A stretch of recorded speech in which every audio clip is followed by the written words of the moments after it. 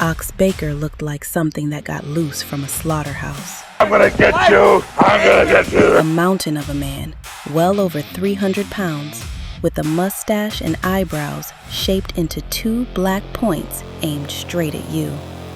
He got that look on purpose. Early in the 1970s, a wrestler named Lord Jonathan Boyd told him to sharpen the eyebrows and grow the mustache out into knives. Baker took the advice and never looked back. His real name was Douglas Baker.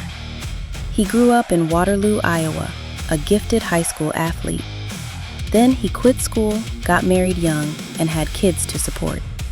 Wrestling wasn't a childhood dream. It was a paycheck. He trained under Buddy Austin, Pat O'Connor, and Bob Geigel. And he was in the ring by 1964. For the first few years, he wrestled as a friendly country boy. Then, somebody figured out he was a lot more useful as the monster. The move that made him was the heart punch. A short, straight shot to the chest, thrown like he meant to stop your pulse. He didn't invent it, that credit goes to Stan Stasiak. But Baker took it and ran further with it than anyone. Stasiak eventually complained about the imitation, so Baker renamed his version the Hurt Punch.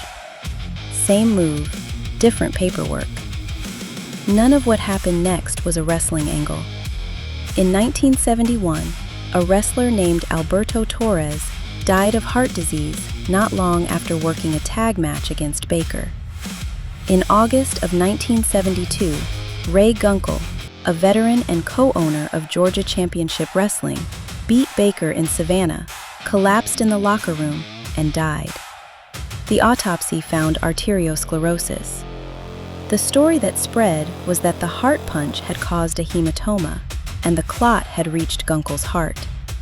2 deaths, both medically their own thing, both happening close enough to Ox Baker matches that promoters didn't need to invent anything. They just pointed at the coincidence and let people believe it. Baker went from country boy to a man advertised as having killed 2 opponents with his bare hand. That's not a gimmick you can buy. That's a reputation built out of 2 funerals. It worked. For the better part of 2 decades, Baker worked as a top heel everywhere. The WWF, the AWA, Stampede in Canada, a long list of NWA territories, and the WWC in Puerto Rico. He picked up titles along the way, tag belts, regional straps, even a WWA World Heavyweight Championship. But the titles were never the point. Promoters wanted the guy people were scared might actually hurt somebody. Which brings us to Cleveland, 1974. Ernie Ladd and Johnny Powers were finishing a match when Baker ran in and started hitting Ladd with heart punches after the bell. Ladd wouldn't go down,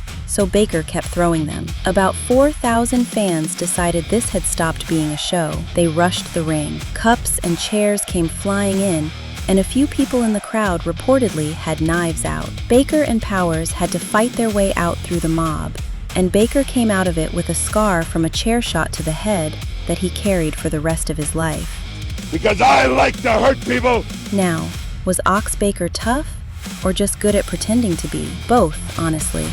He was a legitimately big, strong man who held his own in a locker room culture that tested guys constantly. But the scariest man in wrestling reputation wasn't built on a shoot fight. It was built on 2 tragic coincidences promoters were happy to sell as murder. Baker didn't kill anybody. He just never corrected the record because the record was making him rich. Outside the ring, the guy was a completely different animal. In January of 1981, Ox Baker went on The Price is Right and won a wall clock and some furniture, standing across from Bob Barker like it was the most normal thing in the world. Baker versus Barker, no punches thrown. He also had a real film career. He's the gladiator Slag who fights Kurt Russell's Snake Plissken in Escape from New York. Reportedly, he had a hard time pulling his punches on set, most on-brand thing he ever did. He showed up opposite Jackie Chan in The Big Brawl the year before that. In 1985, somebody made a wrestling mockumentary and just called it I Like to Hurt People after his catchphrase. break his arm. I'll break his neck also. He kept wrestling into 1988, opened a wrestling school the following year, and eventually wrote a cookbook. Ox Baker's Cookbook, a tribute to the fallen warriors. He died in October of 2014 in Hartford, Connecticut, from complications of a heart attack. He was 80. So how scary was Ox Baker really? Scary enough that a stadium full of people rioted because they believed the newspapers over their own eyes. And how tough was he? Tough enough to build a 20-year main event career out of two men's actual deaths, wear the blame for it, and still go home and write a cookbook.